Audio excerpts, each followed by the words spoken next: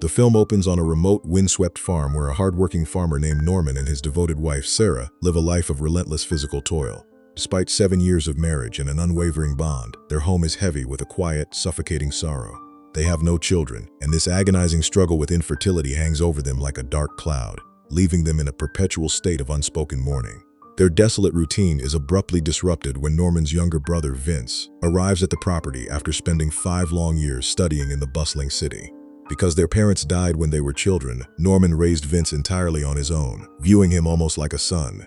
Sarah greets Vince with a radiant smile, and his youthful energy injects a vibrant pulse back into their quiet home, instantly shifting the heavy atmosphere of the isolated house and setting the stage for intense emotional turmoil.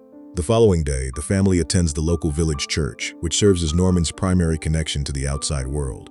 That night, news reaches them that another family in the village has just welcomed a newborn baby. This joyous announcement crushes Sarah, amplifying her deep feelings of inadequacy and despair. Norman, who routinely mutters his dark thoughts aloud when alone, grapples with crushing guilt. Believing his own physical shortcomings are the root cause of their barren marriage, a radical, highly taboo plan takes root in his mind. He concludes that his young, able-bodied brother Vince might be the only solution to their misery. Wrestling deeply with the moral weight of such an unthinkable proposal while watching his wife suffer in silence every single day and night, the narrative tension reaches a boiling point the next evening during family dinner. Norman bluntly shatters the silence, ignoring Sarah's gentle attempts to comfort him. He looks directly at Vince and declares that the house desperately needs a child, and Vince is the only one who can provide it. The room plunges into a state of shocked, deafening silence. Vince is utterly appalled, insisting he views Sarah purely as a family member and would never commit such a betrayal. Norman coldly replies that he knows it is a grievous sin, but he will take the entire spiritual punishment upon his own shoulders. Vince calls him clinically insane and begs Sarah to talk sense into him, but she is completely paralyzed by shock. Both Vince and Sarah storm away from the table in absolute disbelief. The next morning, a heavy, suffocating awkwardness blankets the farm as they silently agree to pretend the horrifying conversation never happened, rationalizing that Norman's obsessive grief has driven him to temporary madness. However, Norman's calculated trap is already set in motion. A few days later, he announces a trip to the distant city to purchase a strong new ox, stating he will be gone for 7 full uninterrupted days. This masterstroke leaves Sarah and Vince entirely isolated. With the patriarch gone, the strict moral boundaries of the home begin to blur. One afternoon, Vince stands by the outdoor basin, washing the heavy sweat and dirt from his muscular torso. Sarah happens to walk by, and her eyes unintentionally linger on him. For the first time, Norman's twisted suggestion takes root, and she sees Vince not just as an in-law, but as a capable, handsome man. That night, the silence in the farmhouse is deafening. Unable to sleep, Vince makes a fateful decision and pushes open the door to Sarah's bedroom. He praises her beauty and vows to fulfill Norman's greatest wish. Driven entirely by her own blinding, all-consuming desire to become a mother, Sarah surrenders. They cross the ultimate boundary, sparking a deeply forbidden relationship. Over the next few days, the farm transforms. By day, they work side by side in the fields, stealing secret, highly charged glances. By night, they surrender completely to their physical desires. Vince begins to fall tragically and dangerously in love with Sarah, viewing her as his own partner rather than his brother's wife. Their secret world is violently shattered when Norman returns exactly after 7 days. He casually mentions he bought the ox but left it at the station due to rain. However, the moment Norman steps into his bedroom alone, he immediately recognizes the unmistakable scent of intimacy on the bedsheets. He knows instantly that his wife has slept with his brother.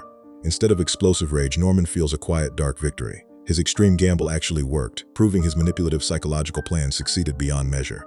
The next morning, the physical toll of farm work causes Sarah to nearly collapse in the fields. When Norman checks on her, a terrified but overjoyed Sarah reveals she believes she is pregnant. Norman is thrilled, knowing his calculated sacrifice paid off. Later that afternoon, while Norman is away in the fields, Vince corners a panicked Sarah in the kitchen. Desperately in love, he begs her to run away to the city with him and start a real family. Sarah brutally shuts him down, bluntly admitting she only used him to get pregnant and deeply loves Norman.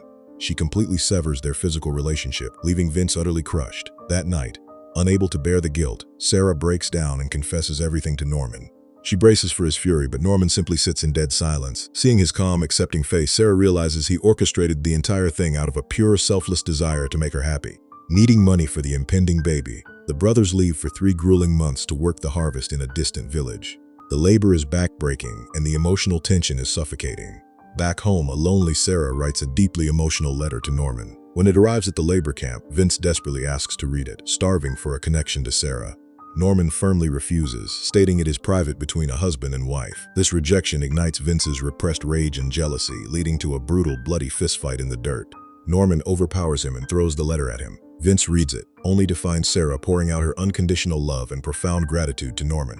Vince breaks down crying, finally accepting he can never break their bond. When the harvest finally ends, a defeated Vince tells Norman he is returning to the city permanently. Norman returns to the farm alone, and he and Sarah silently close the dark chapter on Vince. Winter arrives, burying the farm in thick, freezing snow. Unexpectedly, Vince appears at their door carrying holiday gifts, unable to spend the season alone. With Sarah due any day, they invite him to stay and help. Days later, Sarah goes into agonizing labor and delivers a healthy baby girl, whom Norman joyfully names Gray, bringing a momentary spark of light and profound relief into their troubled home. Tragedy strikes immediately the next morning when Sarah develops a severe, life-threatening fever. Desperate to save her, Norman braves a massive, blinding blizzard to fetch the town doctor. The violent storm swallows him whole. After the storm breaks, search parties find Norman's frozen body buried deep in the snow. Fate granted Sarah a child, but violently took the love of her life away. A grieving Vince offers to marry Sarah and raise Gray, but her heart died in the snow with Norman. She coldly rejects him, dedicating her life solely to her daughter. Vince leaves the farm forever, closing this tragic chapter of their lives. Years later, a grown, intelligent Gray is preparing to leave for the city to study. Walking the same sunny fields with her lover, she recounts her family's dark, complex history. Before leaving, she asks her aging mother what she should say if she ever runs into Uncle Vince in the city. Sarah pauses, the heavy pain of the past replaced by a bittersweet nostalgia, and softly replies, "Tell him that we love him very much," bringing the poignant story to a final, emotional conclusion that echoes through the generations.